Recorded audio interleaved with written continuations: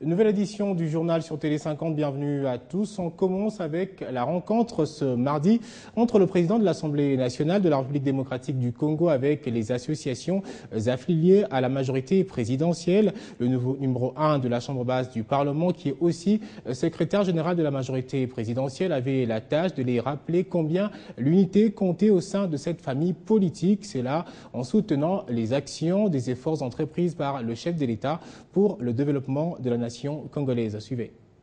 Les partis politiques Ils sont venus de toutes les couches de la vie sociale. Eux, ce sont les associations affiliées à la majorité présidentielle. Organisée par le secrétaire général de la majorité présidentielle, Obemina Kunjala Ndioko, cette manifestation a été caractérisée par la communication basée sur les enjeux politiques et la marche de l'État en République démocratique du Congo. Après les échanges, ces associations devront donc s'impliquer davantage pour soutenir la vision du chef de l'État, Joseph Kabila Kabange, et prendre une part active aux échéances électorales qui s'annoncent. C'est leur droit aussi d'être bien encadrés afin que les objectifs portés par le projet de société de Joseph Kabila soient atteints, notamment par leur rapport. Et la présence remarquable des femmes démontre que la majorité présidentielle, c'est le regroupement politique le plus genré en RDC. Le message du secrétaire général de la majorité présidentielle, Obemina Kunjala Ndioko, a été bien appréhendé par les membres des associations affiliées à la MP. Tout le monde a compris le message de la majorité présidentielle. Et vous savez que nous qui soutenons le président de la République, nous voulons que le président accomplisse ce qu'il a comme objectif pour le bien-être de la population congolaise. Consolider l'unité et la cohésion autour des idéaux du chef de l'État, Joseph Kabila Kabange, c'est l'objectif de cette réunion qui a connu la participation de plusieurs associations affiliées à la MP. À cela s'ajoute le membre du bureau de la majorité présidentielle. Alors que la tension continue à monter à la Société nationale d'assurance avec une série de mobilisations des agents contre la DG de cette entreprise, la Chambre haute du Parlement a adopté lundi le rapport de la Commission économique et financière sur le code des assurances. Selon ce texte, le marché des assurances devrait être libéralisé et mettre fin au monopole exercé jusqu'ici par la Société nationale d'assurance. À en croire le président de cette commission, Mabi Mulumba, tous les véhicules de l'État, ceux de la police et de l'armée, devront désormais souscrire à l'assurance dont ils sont exemptés jusqu'à ce jour. Traditionnellement, dans d'autres pays, l'État est son propre assureur. Donc, on n'assure pas des véhicules appartenant à l'État. Comme il y a des cas spécifiques chez nous, l'État traîne parfois à indemniser les victimes. On a voulu que l'État souscrive comme tout homme. Mais pour y arriver, le Parlement doit d'abord adopter cette loi en plénière. Celle-ci sera ensuite promulguée par le président de la République. L'innovation, c'est la libéralisation du secteur. Nous attendons de ce fait qu'il y ait une mobilisation importante des ressources. En même temps, un meilleur service aux assurés parce qu'il y aura une concurrence entre des sociétés qui pourront exercer dans ce domaine. En 2012, le Premier ministre Matata Mponyo et la Fédération des entreprises du Congo s'étaient accordés à libéraliser ce secteur afin de l'ouvrir à la concurrence. Selon la législation en vigueur, la SONAS exerce le monopole des assureurs en RDC. Mais elle est confrontée à plusieurs difficultés depuis quelques années. Les syndicalistes ont plusieurs fois déploré le non-paiement des salaires et le détournement des fonds. De leur côté, certains assurés lui reprochent de ne pas indemniser correctement les sinistrés. Et puis, sachez que quelques journalistes congolais depuis Kinshasa, la capitale, sont à l'école de la révision du nouveau code de la famille en République démocratique du Congo, à l'initiative du ministère du Genre en partenariat avec les agences des Nations Unies et l'Union européenne. L'objectif est d'impliquer les professionnels de médias dans l'élaboration et la vulgarisation de ce projet. Donc, il faut de bon parce que face à plusieurs pesanteurs socioculturelles qui sont fondées sur les traditions et coutumes, ne favorisant pas la stabilité, la cohésion de la famille, surtout la parité entre hommes et femmes en RDC, le gouvernement, par l'entremise du ministère du Genre, avait initié depuis 2003 jusqu'à ces jours plusieurs ateliers consacrés à l'harmonisation du code de la famille, mais aussi à la rédaction d'un premier avant-projet pour sa révision. ce nouveau code de famille intègre la dimension de la protection des droits de l'enfant, la dimension de genre, corrige tout ce qui a été dépassé dans l'ancien code.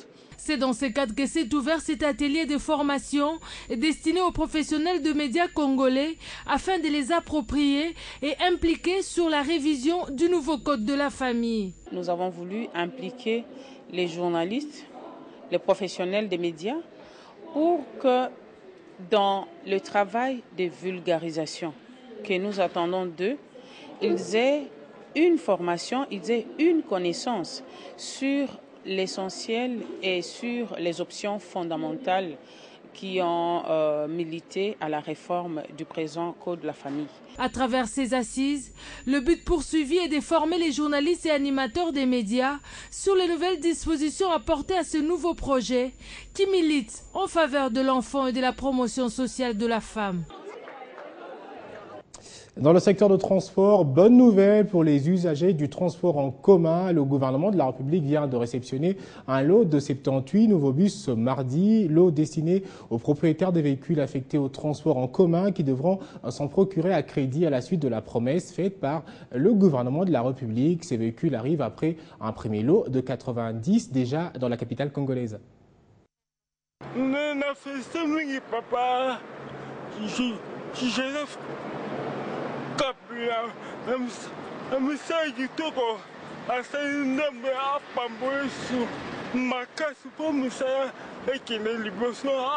Même ce bègue n'a pas manqué des mots pour louer les efforts fournis par le gouvernement congolais dans le secteur de transport en commun. Ce lot de 78 minibus vient s'ajouter au tout premier de 90, réceptionné il y a peu par le Premier ministre et le ministre des Transports. Le programme de la révolution de la modernité tel que prôné par les chefs de l'État a du contenu. Et ce contenu-là est concret, il est réel. Voilà pourquoi chaque jour qui passe, vous voyez qu'il y a des réalisations concrètes, comptables. Et donc nous espérons que d'ici le début du mois de juin, nous aurons bouclé la série de livraisons de ces 250 minibus destinés, bien sûr, à être octroyés à crédit à des personnes physiques congolaises. À ce lot devra s'additionner 82 autres minibus pour totaliser le chiffre 250 commandé par le gouvernement de la République. Ces bus seront remis à crédit aux propriétaires des véhicules affectés au transport en commun regroupés au sein de l'APVECO. Mais des conditions devront être remplies. Nous disons qu'il n'y aura pas de distribution politique des bus. Il y a des critères qui sont très sélectifs et qui sont très rigoureux. Et sur base de ces critères, qui seront d'ailleurs rendus publics très bientôt, il y aura des attributions publiques, solennelles.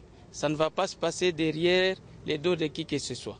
Cette réalisation entre dans le cadre du programme Esprit de vie lancé par les autorités congolaises afin de combattre les accidents causés par les véhicules Mercedes 207, communément appelés Esprit de mort. Une mission des experts de la Banque mondiale vient de séjourner à Kinshasa dans le cadre de la mise en œuvre de la réforme foncière. Sur place, la délégation devrait évaluer les services fonciers en République démocratique du Congo avant un quelconque soutien en réponse à la demande du ministre des Affaires foncières qui avait à Washington soulevé la question des financements pour ce projet. Suivez. Nous avons une volonté politique de changer les choses et c'est quelque chose qui nous encourage et nous pensons que d'ici quelques temps, on pourra faire des progrès. Moi, j'ai cherché à pouvoir briser cet isolement-là et intégrer le ministère des Affaires foncières dans le cercle de la coopération. Et c'est comme ça qu'aujourd'hui, nous avons les partenaires à la fois bilatéraux et multilatéraux qui nous accompagnent. Voilà des propos qui disent tout, d'une part, de la volonté de la Banque mondiale et de l'autre, la détermination du gouvernement par le ministre Mbouinga de mettre fin à l'avenir à tous les maux qui touchent le secteur foncier en République démocratique du Congo.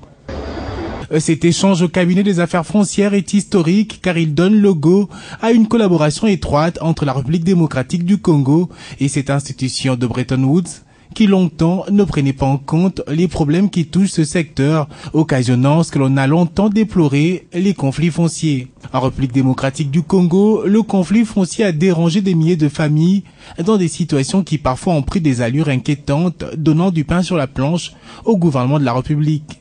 Trop c'est trop, il fallait une réforme. Voilà que la Banque mondiale vient alors en appui. Un soulagement pour le ministre qui entend y apporter un vrai changement. Ainsi, l'intégration des affaires foncières dans la vision de la Banque mondiale est une bonne chose, s'est réjoui le ministre. Et déjà, les experts des deux parties y travaillent et sur terrain, place et un état des lieux. Pour nous, c'était une manière d'avoir une première photographie de la situation. La visite a tourné autour du secrétariat général des affaires foncières, la circonscription de Lukunga, celle de Moamba à l'École nationale des cadastres, puis ici au chantier de construction des bureaux, preuve des avancées dans cette réforme voulue par le gouvernement.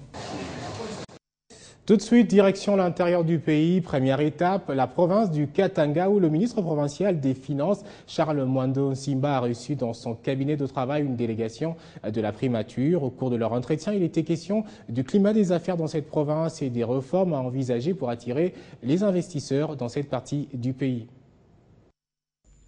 Une délégation de la primature a échangé avec le ministre des Finances du Katanga.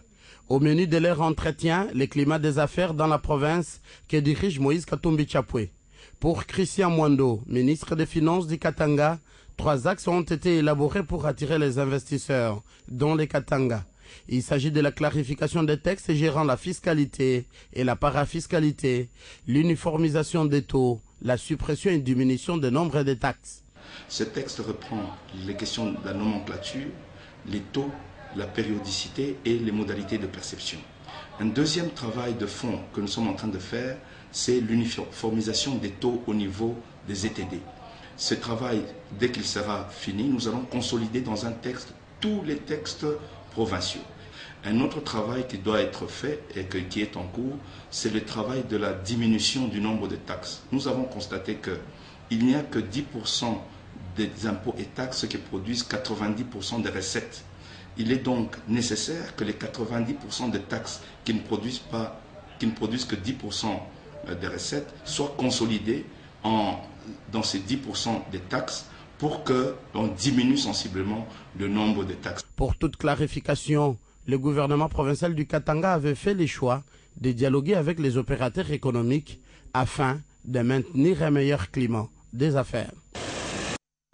Et dans le Bandundu, le gouverneur de cette province était chez les députés provinciaux répondre à une question orale avec débat, celle lui adressée par le député Mwemba Makanda. Jean Kamisendou a affirmé que le Bandundu est confronté à des multiples problèmes dont la plupart se posent en termes d'urgence. Le gouverneur reviendra ce mercredi afin de répondre à d'autres préoccupations des députés provinciaux du Bandundu. Plus de détails avec Marlon Kachamou. C'est une question orale avec débat qui a porté essentiellement sur la gestion du Bandundu depuis que Jean Kamisendou est à sa tête. Plusieurs préoccupations ont été soulevées au cours de cette séance, notamment les finances. À cette question, le gouverneur a fait savoir qu'avant le mois de juin 2012, la province du Bandundu dépendait des recettes lui rétrocédées par le gouvernement central. 350 millions de francs congolais ne suffisaient pas pour relever les défis et les Bandundu occupent donc la dernière place en termes de recettes rétrocédées par Kinshasa. Cette situation était palliée par des recettes propres de la province. Pour le gouverneur, avant son avènement, les recettes étaient à 50 millions de francs congolais. Avec les efforts consentis, elles sont aujourd'hui à un peu plus de 250 millions de francs congolais. C'est une opportunité que l'honorable député nous a donné de pouvoir ramasser tout l'ensemble des questions et répondre plutôt que d'appeler tous les 10 ministres, chacun à son tour. Vous savez, lorsqu'on est chef de l'exécutif, il faut assumer. Il faut tout assumer et prendre tout sur soi. Voilà ce que nous avons fait. Une partie des questions, nous revenons dans 48 heures pour essayer d'apporter nos réponses à ces questions. Autre point, c'est celui est entré à la note des perceptions qualifiées des parallèles. C'est une réalité, a fait savoir Jean Kamisendou. La question sur les écarts des salaires du personnel ainsi que l'impôt personnel minimum ont aussi fait l'objet des débats à l'Assemblée provinciale de Bandundu. Et en sport, on parle de Jeux africains de la jeunesse. Sachez que la première délégation de la République démocratique du Congo a quitté Kinshasa ce mardi pour Gaborone, lieu de la compétition. 24 heures avant leur départ, le comité olympique du Congo a organisé une brève cérémonie de remise du drapeau de la République démocratique du Congo à 2 athlètes, un garçon et une fille qui seront les porte-étendards de la République démocratique du Congo à ces Jeux. Au nom du comité olympique, je te remets ce drapeau comme ainsi pour défendre les drapeaux congolais, étant représentant de tous les athlètes. Les drapeaux de la RDC